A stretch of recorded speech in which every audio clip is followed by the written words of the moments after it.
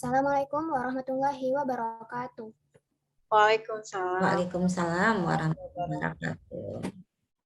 Alhamdulillahirabbil alamin wassalatu wassalamu ala asrofil anbiya'i wal mursalin wa ala alihi wasahbihi ajmain. Amma ba'du. Pertama-tama saya ucapkan terima kasih kepada narasumber, fasilitator, serta penyelenggara yang sudah menyempatkan hadir pada kesempatan kali ini. Walaupun kita menyelenggarakan podcast perdana ini dengan jangkauan jauh di rumah masing-masing, tetapi insya Allah kita akan tetap selalu bersemangat. Di sini kita mendatangkan Bu Fajriah Laili atau biasa dipanggil Bu Lili sebagai kepala sekolah Islam The Green Camp, sekaligus di kesempatan kali ini menjadi fasilitator. Dan kita kedatangan Bu Desriati sebagai narasumber dan DLH atau Dinas Lingkungan Hidup. Saya sendiri Angel sebagai host pada kesempatan kali ini. Bagaimana kabarnya Bu Lili? Alhamdulillah sehat Kak Angel. Alhamdulillah. Ya. Kabarnya Bunda gimana Bun? Alhamdulillah sehat walafiat. Ini Angel ya? Angel sehat? Alhamdulillah sehat Bu. Alhamdulillah semuanya diberikan kesehatan oleh Allah Subhanahu wa Ta'ala. Yang pastinya kita sangat-sangat bersyukur bisa bertemu sapa dalam rangkaian kegiatan ini. Pada podcast Pahala Perdana atau Pelajar Muslimah Pelestari Alam ini, kita akan membawakan judul tentang mengenal Zero Waste. Langsung saja kita mulai. Jadi pada kesempatan kali ini kita akan membahas enggak Bu? Apaan Bu? Iya, nggak apa-apa Kak Angel boleh ulang bagian. Ini tentunya sangat penting untuk kehidupan kita. Pastinya di mana untuk keadaan seperti ini yang pastinya di mana-mana masih banyak sampah yang berserakan, mudah sekali untuk kita temui dari limbah pabrik, limbah rumah tangga, dan lain-lain. Sejauh ini Indonesia masih pada posisi kedua penghasil sampah plastik terbesar setelah Cina. Terkadang banyak orang peduli namun tidak dengan membuatnya menjadi berkurang. Di sini kita memberikan penjelasan lebih lanjut tentang zero waste agar mereka yang peduli ataupun yang tidak peduli sama sekali sadar bahwa kita tidak bisa hidup terus-menerus jika masih banyak limbah atau sampah yang berserakan di mana-mana. Langsung saja kita mulai pada pertanyaan pertama, yaitu apa yang dimaksud dengan zero waste dan apa prinsip Bunda dalam konsep tersebut? Silakan Bunda Ides. Terima kasih Angel. Ada sedikit yang perlu Bunda sampaikan ya terkait zero waste. Mudah-mudahan nanti bermanfaat nih bagi teman-teman di SMP Green Camp dan tentunya bermanfaat bagi lingkungan kita. Sebenarnya zero waste itu kalau kita artikan langsung jeplak arti ya ataupun apa ya, kita pindahkan ke bahasa Indonesia, zero, nol, waste, sampah. Artinya bebas sampah. Namun mungkin lebih tepatnya sebenarnya minim sampah. Karena pada dasarnya kita itu tidak pernah mungkin ya, tidak akan pernah tidak menghasilkan sampah.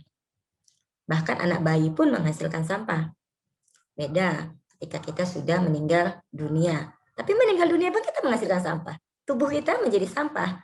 Nah, jadi sebenarnya zero waste ataupun bebas sampah ataupun minim sampah itu merupakan konsep ya. Konsep yang mengajak kita untuk menggunakan produk sekali pakai itu dengan lebih bijak. Menggunakan produk sekali pakai dengan lebih bijak. Nah, tujuannya apa? Tujuannya itu untuk mengurangi jumlah sampah dan dampaknya dari sampah itu sendiri. Jadi konsep dari zero waste ini kita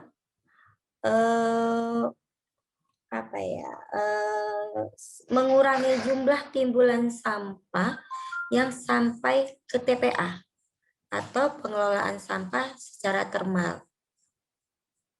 Artinya yang mungkin misalnya Angel setiap hari menghasilkan sampah, misal ya Angel ya, 1 kilogram sampah yang berakhir di TPA dengan zero waste, dengan konsep zero waste, maka Angel hanya menghasilkan sampah yang dari 1 kilogram menjadi mungkin hanya setengah kilogram yang sampai ke TPA. Jadi prinsipnya itu mengurangi jumlah timbulan sampah yang sampai ke TPA. Bagaimana caranya? Tentu dengan prinsip-prinsip zero waste itu sendiri. Nah, adapun prinsip yang dipakai dalam zero waste, karena tadi tujuannya apa tadi? Mengurangi jumlah timbulan sampah yang sampai ke TPA atau memperpanjang umur sampah sehingga tidak cepat-cepat sampai ke TPA. Misal maksud dari yang Ibu sampaikan, misal seperti ini. Angel menghasilkan sampah tadi ya 1 kilogram. Lalu pada hari itu, Angel tetap menghasilkan sampah 1 kilogram. Seharusnya sampah itu kan hari ini kita hasilkan, langsung hari ini sampai ke TPA. TPA itu tempat pemrosesan akhir ya. Nah, dengan konsep zero waste ada dua kemungkinan. Angel yang 1 kilogram tadi sampai ke TPA-nya hanya setengah kilogram. Karena setengah kilogramnya tadi Angel manfaatkan di rumah. Nah, ada dua pengertian ya. Intinya begini, yang penting ke TPA itu jumlahnya sedikit. Pertama, atau sampai ke TPA umurnya panjang. Tidak hari ini, tetapi besoknya. Nah, itulah konsep daripada zero waste. Nanti kalau kurang paham disampaikan ya Angel, karena Ibu nih bahasanya bukan bahasa seorang guru ya, bahasa praktisi, jadi mungkin kurang dipahami, nanti ditanya aja lagi. Nah, adapun prinsipnya supaya hal itu bisa terjadi, kita menggunakan prinsip namanya 3R, reduce, reuse, recycle. Nah, dengan zero waste bertambah jadi 5R, reduce, reuse, recycle, replenish, dan replace. Kalau reuse mungkin Angel sudah tahu ya dengan teman ya, reuse itu menggunakan kembali. Sedangkan reduce mengurangi, recycle daur ulang, replace itu artinya menggantikan, sedangkan replenish adalah penanaman kembali. Walaupun ada juga konsep yang menyatakan 5R itu adalah reuse, reduce, recycle,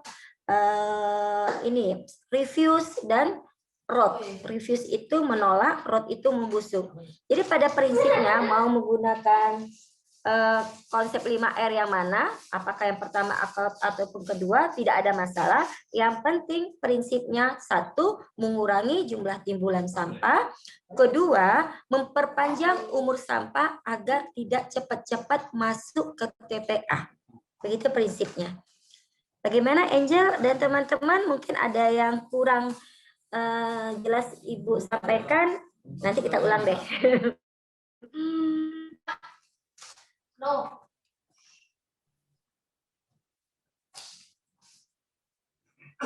Oke, udah cukup jelas ya Bu kalau saya. Jadi harus menggunakan konsep 5R. Ya, harus tahu tujuannya untuk apa. Jadi apapun yang kita lakukan, tidak ada masalah, nggak memakai teori pun tidak masalah, yang penting tujuannya tercapai. Tujuannya tadi ada dua. Satu, mengurangi jumlah timbulan sampah sampai ke TPA. Kedua, memperpanjang umur sampah agar tidak cepat-cepat ke TPA. Oke, baik Bunda Ides. Kita lanjut lagi pada pertanyaan kedua. Ada berapa sih bagian sampah dan bagaimana cara mengelolanya dengan baik pada masing-masing bagian? Sampah itu kalau berdasarkan kalau pengelompokan sampah itu ada banyak jenis ya Angel ya. Namun jika berdasarkan sifat mudah terurai dan tidak mudah terurainya, sampah itu kita kenal dua jenis, sampah organik dan sampah non-organik. Sedangkan jenis sampah berdasarkan tingkat keberbahayaannya, ada yang namanya kita kenal sampah limbah B3. Limbah B3 itu limbah bahan berbahaya dan beracun. Tentu lawannya adalah sampah limbah non B3. Nah, bagaimana cara mengolahnya untuk sampai kepada konsep zero waste? Tentu begitu pertanyaannya. Nah, kalau sampah organik ini kan jenis sampah yang mudah terurai. Artinya sampah tersebut pada prinsipnya berasal dari makhluk hidup. Contohnya itu adalah sampah sisa makanan, sampah dari daun, dari pekarangan, dan sebagainya. Nah, bagaimana cara mengolahnya untuk kita menggunakan konsep zero waste tadi? Tentunya untuk sampah organik bisa kita olah menjadi kompos, pupuk organik cair, bisa menjadi ekoenzim. Sedangkan sampah non-organik, cara mengelolanya dengan konsep zero waste tadi, Angel dan teman-teman bisa menggunakan konsep reuse tadi. Reuse artinya menggunakan kembali. Angel jajan pop ice. Sering ya jajan pop ice? Jangan sering-sering ya. Nah, misalnya Angel jajan pop ice atau jajan jus dan sebagainya, kan ada cupnya ya. Nah, ada cupnya. Akan lebih baik kalau konsep zero waste-nya adalah, karena Angel tahu sisa cup tadi itu adalah sampah non-organik yang sudah terurai, Angel yang pertama bisa menggunakan sebelum reuse ya, Angel bisa menggunakan konsep refuse. Refuse itu tadi apa? Refuse tadi menolak ya. Atau ini menggunakan konsep replace, menggantikan. Jadi Angel tidak tidak membelinya itu, masih gini, Angel ketika membelinya membawa wadah gitu, membawa tumbler, membawa gelas. Nah, itu salah satu konsep pengelolaan sampah non organik.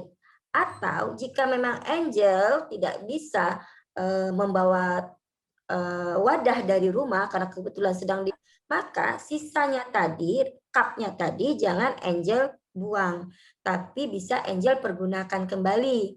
Banyak kan bisa digunakan pertama untuk tempat yang paling sederhana untuk letak tempat pensil ya di atas meja, atau untuk menjadi wadah tanam. Nah, itu konsep zero waste-nya memperpanjang usia sampah yang sudah ada. Sedangkan yang pertama tadi yang Ibu sampaikan membawa wadah itu adalah mengurangi jumlah sampah. Bisa juga dengan cara kalau sudah ada sampahnya terbentuk ataupun sudah dihasilkan, selain dengan reuse, Angel juga bisa dengan cara merecycle-nya dengan melakukan daur ulang, diolah, dibuat kreasi daur ulang, atau mungkin Angel sudah dengar nih yang namanya bank sampah. Ya, udah kenal kan? Nah, Angel bisa mengumpulkan tersebut lalu ditabung di bank sampah. Atau misalnya Angel nggak menjadi ini, tidak menjadi nasabah bank sampah, bisa, dan Angel tidak mau ataupun tidak bisa mendaur ulang, Angel bisa mengumpulkannya, dikumpulkan di rumah, lalu diletakkan baik-baik di tempat sampah, dipisah agar bisa diambil oleh orang yang lebih membutuhkan. Nah, seperti misalnya Bapak Ibu yang mungkin kebetulan profesinya pemulung, tapi betul-betul dipilah, jangan dicampur-campur dengan sampah yang lainnya. Nah, itu cara pengolahan sampah non-organik. Sedangkan pengolahan sampah B3 tentu tidak bisa kita lakukan di rumah masing-masing. Karena itu pengelolaannya khusus, karena limbah berbahaya dan beracun. Itu ada metode tersendiri. Jadi untuk teman-teman yang SMP di Green Camp, yang paling bisa dilakukan adalah dengan mengolah sampah organik dan non-organik. Ya, oke. Jadi untuk Meminimalisir. untuk meminimalisirnya dengan mengolahnya kembali. Ya, Ya kan, Bu? betul. Oke, lanjut lagi pada pertanyaan ketiga. Bagaimana gerakan minim sampah yang bisa dilakukan oleh semua lapisan masyarakat sehingga tepat pada sasaran? Gimana, Jang? Bagaimana gerakan minim sampah yang bisa dilakukan oleh semua lapisan masyarakat sehingga tepat sasaran? Oke. Jadi sebenarnya bagaimana sih, maksudnya gini ya, bagaimana sih apa yang harus kita lakukan sehingga zero waste ini bisa dilakukan oleh semuanya, begitu ya? Ya, benar, Bu. Sebenarnya untuk menjadikan zero waste itu sebuah gaya hidup, kalau Ibu bilang zero waste itu gaya hidup karena gaya hidup kita yang minim sampah. Nah, untuk menjadikan zero waste itu menjadi gaya hidup kita, masyarakat, pendekatannya memang ada pertama pendekatan apa ya, kebijakan atau pendekatan peraturan. Namun Ibu tidak akan berbicara hal ini karena kita konteksnya adalah dengan masyarakat ya, dengan masyarakat. Kalau peraturan biarlah itu pemerintah yang menanganinya.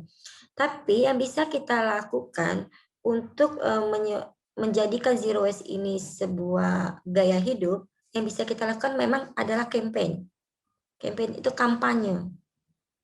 Teman-teman yang paling yang paling punya potensi untuk menjadikan zero waste ini gaya hidup adalah justru generasi muda. Generasi muda. Kita bersama-sama melakukan campaign, melakukan kampanye terhadap zero waste itu sendiri. Mungkin Angel pernah lihat sekarang ini sebenarnya secara tak langsung ya, kalau Ibu lihat zero waste itu sudah mulai menjadi gaya hidup. Contoh, Angel kalau belanja ke hypermart itu disuruh bayar plastik kan ya? Plastik berbayar ya kalau pakai kantong ya. Ya, Bu. Kalau enggak bawa kantong sendiri kan begitu. Ya. Nah, bawa kantong sendiri. Mungkin nggak begitu berarti uang Rp200, mungkin bagi teman-teman atau sebagai masyarakat nggak berarti Rp200. Tapi Ibu perhatikan beberapa kali ke sana, ternyata orang itu sudah memang membawa kantong dari rumah. Nah, hanya saja perilaku masyarakat yang sudah melakukan konsep zero waste tadi tidak terblow up, tidak terekspos. Nah, sehingga orang nggak tahu ternyata di Tanjung Pinang itu sudah semakin banyak loh orang menerapkan.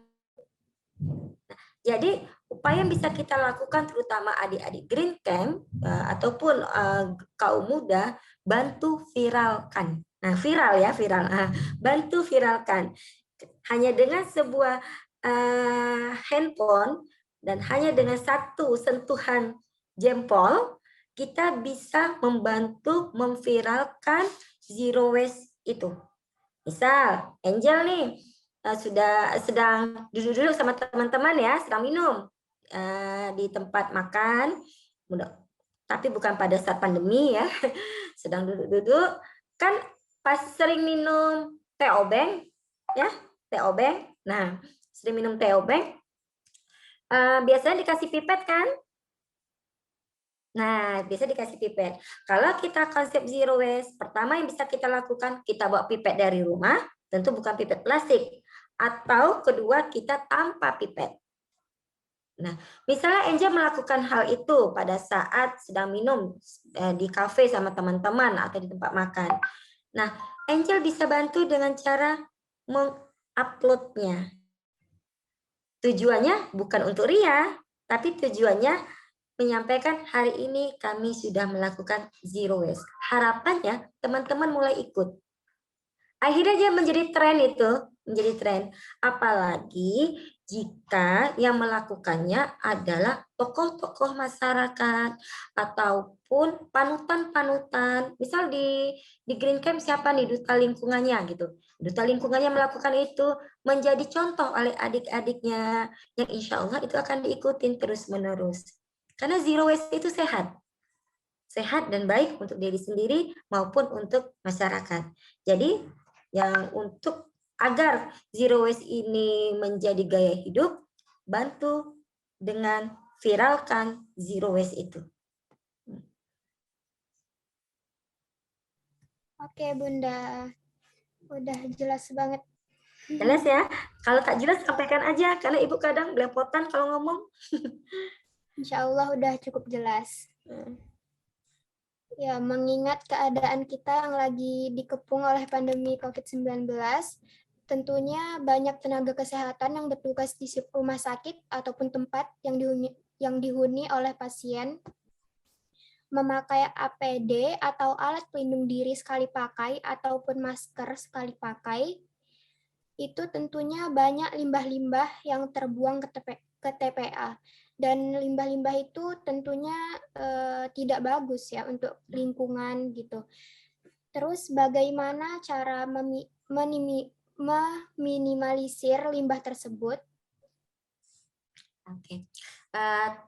Kalau untuk sampah medis ya, itu tidak bisa, konsepnya begini, sampah medis itu tidak bisa kita olah, tidak bisa kita olah di sumbernya atau di rumah kita ya, tidak bisa kita olah. Misal masker itu nggak bisa dipakai berkali-kali, kecuali maskernya adalah masker kain. Nah, jadi caranya gimana? Ya, kalau meminimalisir artinya mengurangi ya cuma ada satu, ganti ataupun menggunakan masker yang bisa dipakai berkali-kali seperti masker kain. Namun tentunya dalam penggunaan ini tetap harus mengikuti pedoman daripada teman-teman kesehatan. Tidak sembarangan pakai masker kain kan? Nanti hanya sekedar macam sibu biasa gitu ya, itu enggak masker. Jadi tetap harus ikut kaidah-kaidah kesehatan kalau untuk menggunakan masker kain. Itu satu-satunya cara untuk mengurangi jumlah sampah medis ke tingkat hilir. Namun selain mengurangi, sebenarnya begini Angel, masker itu kan termasuk sampah yang berbahaya. Limbah B3 tadi. Dia infeksius, artinya bisa menularkan. Ya, selain menggunakan masker kain, Angel dan teman-teman juga bisa melakukan pengelolaan dengan cara jangan gabung masker tadi dengan sampah rumah tangga. Misal Angel di rumah ada 5 orang, satu hari menghasilkan 10 sampah yang berasal dari masker sekali pakai. Misalnya ada 10. Nah, yang 10 tadi mau tak mau, suka tak suka memang harus diletak di wadah terpisah. Dimasukkan kantong, diikat, baru dimasukkan dalam tempat sampah yang terpisah. Walaupun memang kita sadari ketika dibuang ke TPS-nya juga masih tercampur-campur. Tapi setidaknya kita mengurangi tingkat keterpaparan petugas kebersihan kita dari si COVID-19 tersebut gitu. Memang nggak ada cara lain. Salah satu dampak dari pandemi 19 adalah meningkatnya jumlah timbulan sampah. Memang, terutama di sampah limbah medis. Ya. Oke, Bunda. Terima kasih penjelasannya. Angel masih pakai ini masker yang mana? Masker medis. Masker medis, jangan buang sembarangan ya, atau dicuci dulu biar ini kita petugas kebersihan kita tidak terpapar. Dicuci dulu, baru dibuang di wadahnya. Oke, kita udah sampai di ujung acara podcast sebenarnya. Jadi saya berterima kasih banyak kepada Bunda Ides sudah menjelaskan pemaparan Zero Waste sudah cukup jelas, dan saya juga berterima kasih kepada Bu Lili yang sudah bisa mendampingi dan sudah bisa meluangkan waktu. Saya ucapkan banyak terima kasih juga untuk penyelenggara yang sudah menyempatkan waktu juga. Semoga ilmu, tips, dan triknya yang Ibu paparkan tadi bermanfaat bagi kita semua. Tidak hanya untuk anak The Green Camp, tetapi untuk orang-orang di luar sana. Amin. Insya Allah. Bu Lili. Iya, Bun, silakan Bunda. Di luar ini gasnya ya. Iya, cuma mungkin kalau Bunda masih ada waktu, ini kamu ada satu pertanyaan tadi yang di Kak Aurora tadi ya. Iya, tapi nggak apa-apa Bun. Tadi Bunda mau mau konfirmasi apa?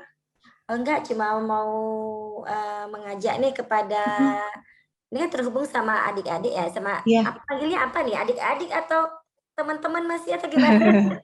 Kakak-kakak Bun. Kakak-kakak.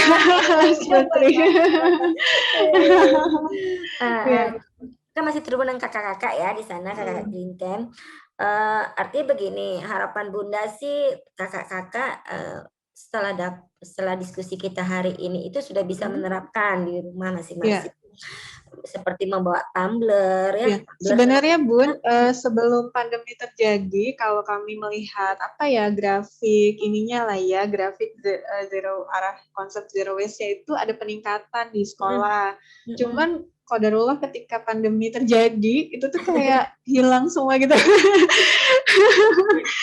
Jadi kayak kafe kan, misalnya kan Green Cafe yang sebelum pandemi itu udah mulai banyak lah yang disesuaikan gitu ya.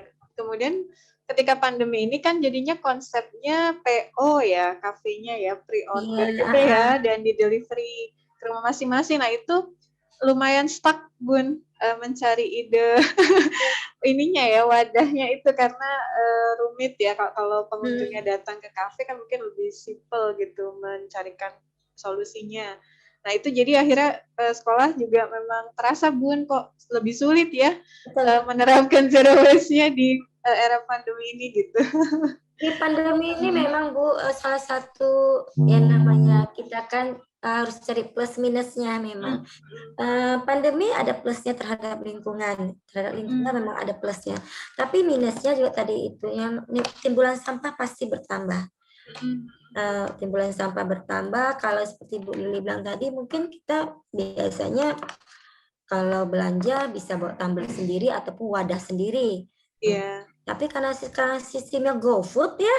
Betul Seperti saya kan keluarga isoman ya. Iya. Udah 3 kali minggu ini tak belanja ke pasar. Jadi titip sama saudara ataupun sama tetangga. Ya itu nggak bisa lagi bawa keranjang, nggak bisa lagi pakai wadah. Akhirnya tetap ada sampah memang. Iya. Kalau misalnya Bunda nanti secara ini berkala ada ini Bun, hal-hal pengalaman-pengalaman praktis yang bisa dibagi, ini aja Bun, di-share aja ke kami. Kemudian di sekolah kan juga OSIS mengelola majalah sekolah Bunda. Oh iya. Sesekali juga bisa jadi topik liputan gitu ya. Tadi Kak Aurora ya punya pertanyaan, Bunda masih ada waktu Bun? Masih. Iya, silakan Kak Aurora. Baik Bu Lili, jadi untuk pertanyaan terakhirnya ada tambahan, yaitu menurut Bunda, EcoBrick itu apa sih dan apakah EcoBrick itu masuk ke dalam bagian zero waste? Oke. Nah, sebelumnya tadi kita kan ada menyampaikan 5R ya. Reuse, reduce, recycle. Yang 2R-nya ini masih ada perdebatan, ada replace, replan, ada ya refuse dan road.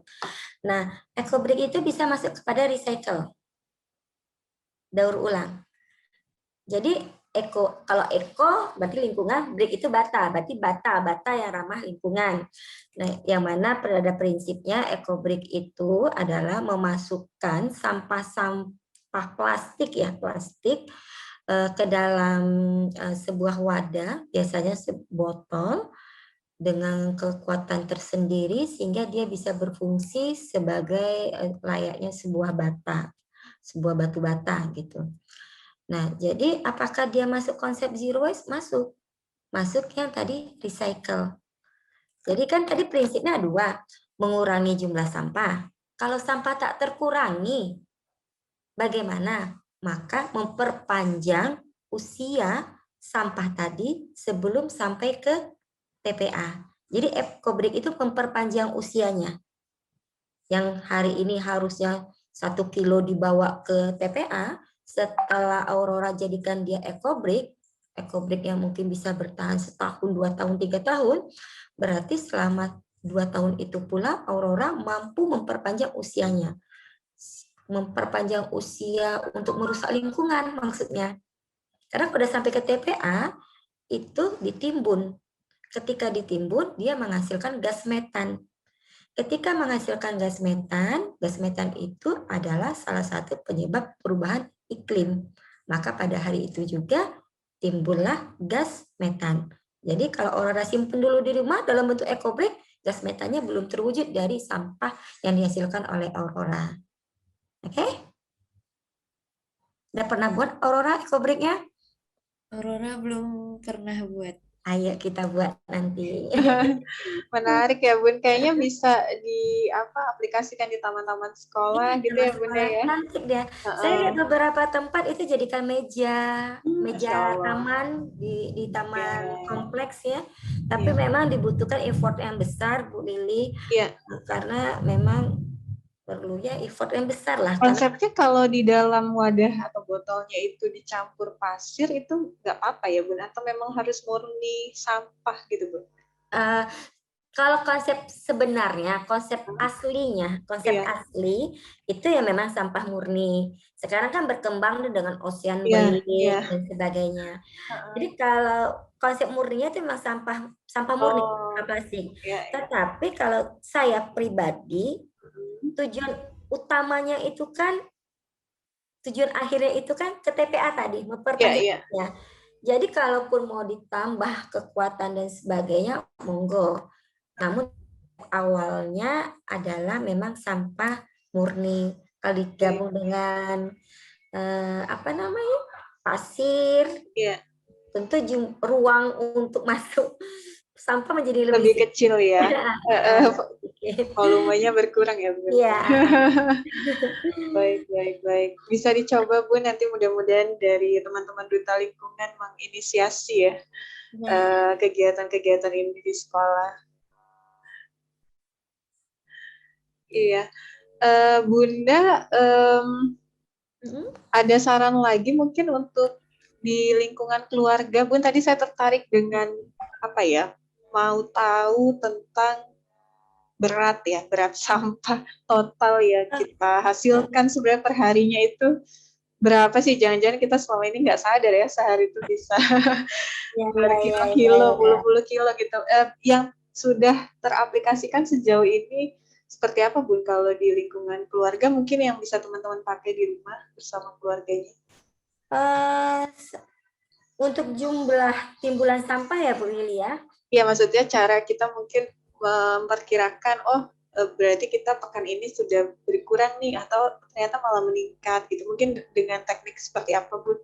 Kalau timbangan kan mungkin nggak semua rumah punya ya timbangan-timbangan. Sebenarnya kan setiap manusia itu secara SNI-nya di Indonesia itu menghasilkan satu orang itu 0,65 apa tuh kilogram per hari.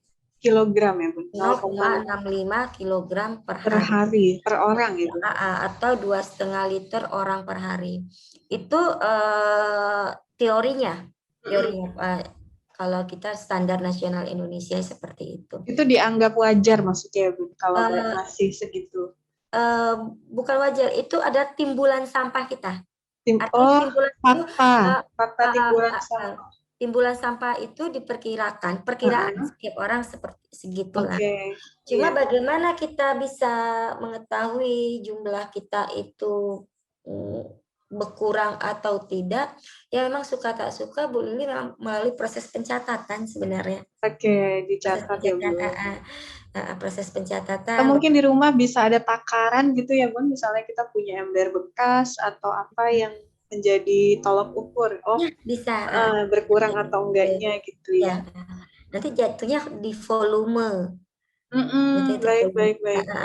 Saya sebenarnya kalau volume itu kan dipadatkan sebenarnya Bu Lili. Memang sebenarnya yang tadi itu jumlah sampah yang dihasilkan tiap orang itu kan tidak sama, pasti tidak sama.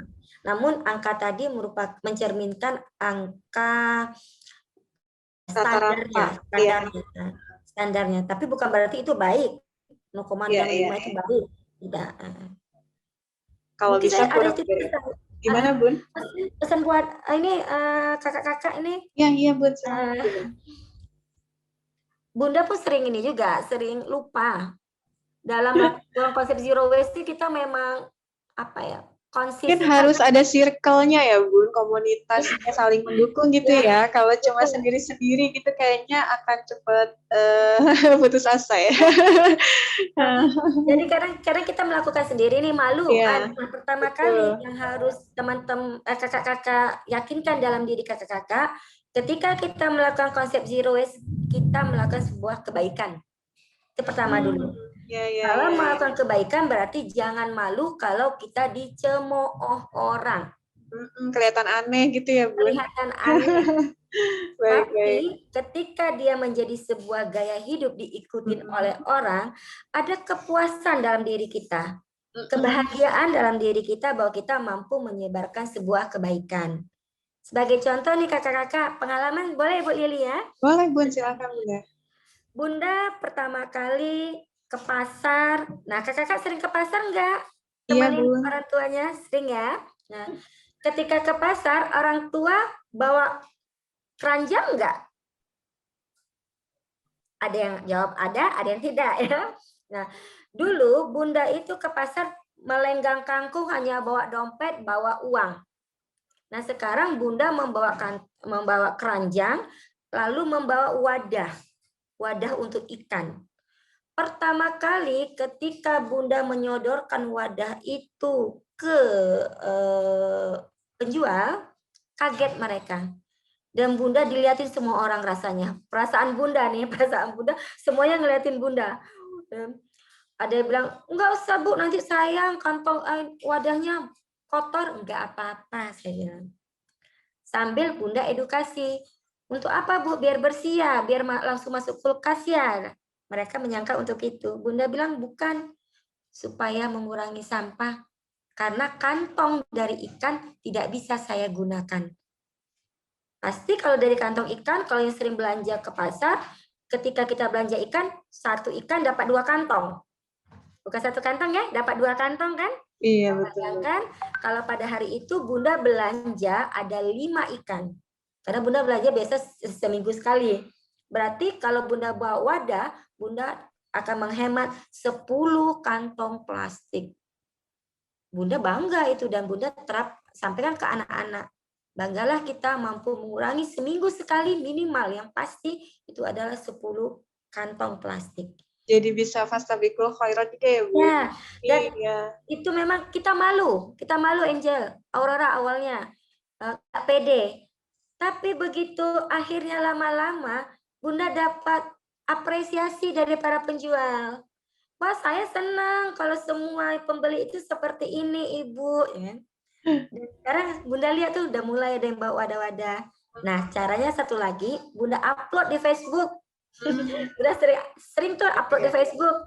Nah, nanti ketika Bunda merasa down hati Bunda, teman-teman lain memberikan support. Dan mereka memberitahu bahwa di belahan dunia mana mereka juga melakukan hal yang sama gitu. Iya. Nah, jadi daripada teman-teman sepemahaman gitu. Iya. Saling mendukung gitu ya. Sudah sering kelupaan adalah kantong kantong ini loh Bunda Lili, apa tote bag ya? Tote bag untuk Ah, belanja keswalayan tuh Bun ya. Ya Bunda sering Iya. lupa banget itu.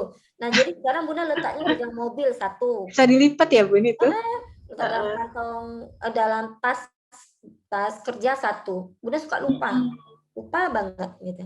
Iya, Nah, iya, jadi iya. bisa dibawa itu. Iya. Masya Allah ya. Jadi bisa nih kita tiru, kita jadikan role model untuk kalau sekarang belum sekolah ya berarti di rumah teman-teman masing-masing dulu bareng bunda-bunda dan ayahnya. Nah, ada lagi yang mau ditanyakan ke Bunda Ides? Dari Kak Indah, Kak Selfie, ada yang mau ditanyakan? Nggak ada, Bu. Belum ada. Tinggal Bunda tunggu Iya. aksinya. Insya Allah Bunda, alhamdulillah di sekolah juga kan sudah sekolah adiwiyata ya Bun. Ya, Jadi program-program juga sudah mulai diarahkan ke sana gitu. Ada beberapa dukungan juga dari wali murid, dari beberapa lembaga terutama DLH gitu ya. Jadi mudah-mudahan nanti lebih kuat lagi dukungannya, seperti itu lebih semangat lagi teman-teman di sekolah. Komunitas bagus ya Bu Lili ya tadi ya.